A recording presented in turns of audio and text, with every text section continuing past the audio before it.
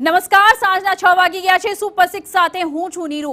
આજે આપણે વાત કરીશું નીટ પરીક્ષા પર સુપ્રીમ કોર્ટના ફાઇનલ ફેસલાથી લઈને રાજ્યભરમાં શાળાઓ શરૂ થતા ઠેર ઠેર તંત્ર દ્વારા કરવામાં આવેલી કાર્યવાહીની વાત કરીશું। તમારા ઓનલાઈન ખાવા પીવાની વસ્તુઓમાં કંપનીઓની બેદરકારીથી લઈને ભારત અને ગુજરાતની મેઘ સવારીની પર સૌપ્રથમ નજર કરીએ આજના 6 મહત્વપૂર્ણ મુદ્દાઓ પર। સૌથી પહેલા મુદ્દામાં વાત નીટ એન્ડ ક્લીનની।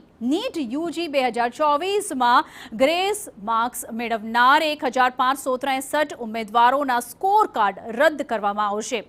બીજા મુદ્દામાં વાત કરીશું શાળાઓમાં ફાયર એનઓસી, બીયુ પરમિશનથી લઈને સ્કૂલ વાનની સેફટીની ચકાસણી રાજ્યમાં થઈ રહી છે તેની।